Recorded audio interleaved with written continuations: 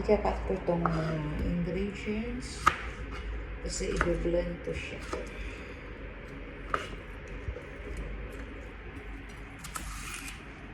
Celery to.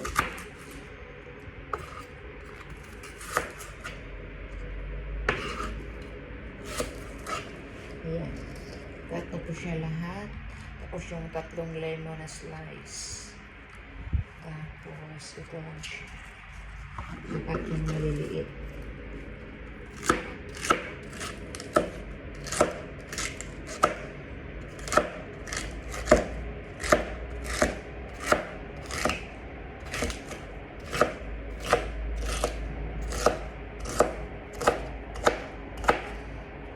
Ito na yung ginamit ko. Tapos, ilagay ko ito siya sa blender. Nasa likod ng camera. Ilagay ko siya sa blender. Tapos, itong 3 slice na lemon. Nasa likod kasi ang blender. Pinatayo ko yung phone. So, hindi nyo makikita.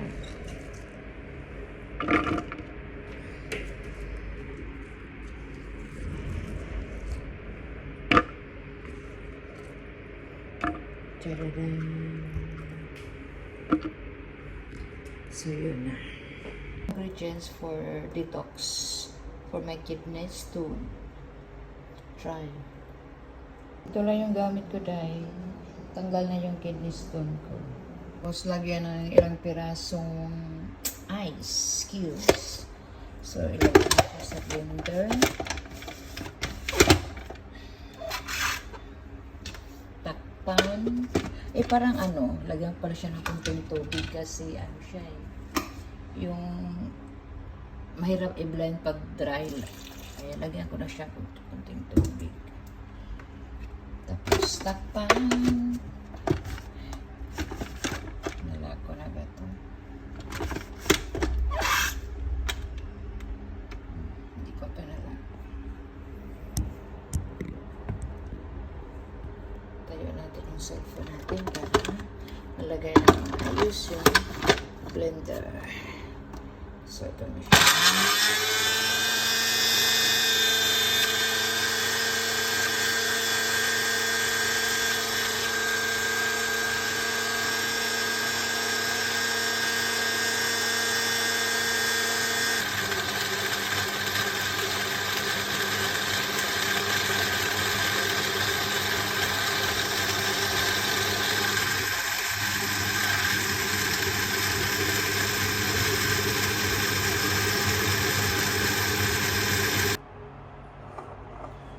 After nang i-blend siya, so kasi blender siya ba, hindi siya yung juice, talaga siya juicer na ginamit sa blend.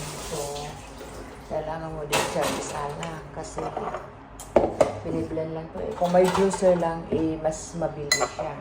Kung may juicer lang, kasi didiretso na talaga siya maging juice. Ito, isinasalang ko pala siya.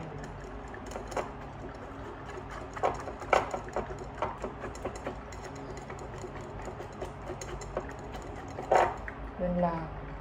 Sasalong ko talaga siya.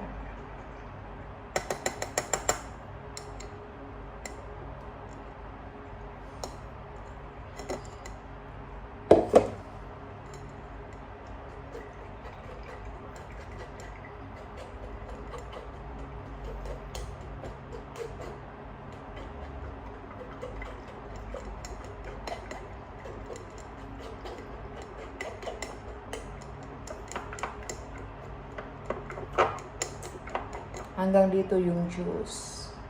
Kaya ko lang muna siya isasala ko siya. Ito na po siya, guys. Ito na po yung biniblend ko na celery, lemon at saka cucumber. So ito na siya, guys. Inumin to, yung walang laman ang tiyan, ha. Yung hindi ka pa nakapag-breakfast, saka mo na lang to inumin. Ito siya. Inumin na natin, guys. guys. Sarap kaya nito, mas. Bale, pangatlo ko lang tong inom. Yung una kong inom, ganun din. Ganun din. Tapos, mga pangalawa kong ihi, lumabas na yung kidney stone. Tapos yung kahapon, yun din ang ginawa ko. After 2 PP, lumabas din ang kidney stone ko. Ito ang pangatlo. So, galing pala ako sa hospital mga 2 weeks before. Na-confine ko. Tapos yung nakita ko, may kidney stone ko. Wala silang binigay na gamot kasi i-need pa akong CT scan. So, wala pa akong schedule sa CT scan. So, yun ang ginagawa ko. Nagde-detox lang ako. Tapos, di ko na akalain na lumabas yung kidney stone ko. Dahil lang sa pag-detox ko. So, you try ito guys. Ang laki talagang tulong. Hindi ka na kailangan magpa-opera para mawala yung kidney stone. Hindi ka na kailangan mag-take ng mga medicine para mawala yung kidney stone. Ito lang pala ang gamot. Try.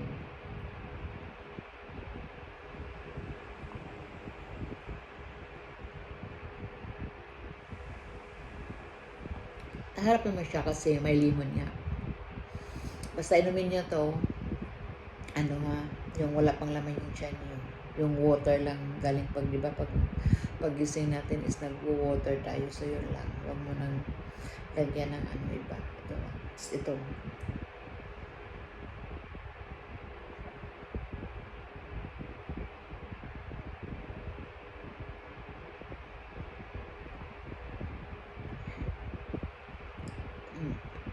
Sarap. Sarap kaya. Tapos may nakuha din ako na ano, yung nagpunta ko ng Central sa may worldwide, yung friend ng amo ko, nag-ano siya, nagbigay siya ng free na coffee. Antioxidant daw to. Tapos, pag inom ko nito, mag-breakfast na ako, no? So, pag breakfast ko, ito gagamitin ko na coffee.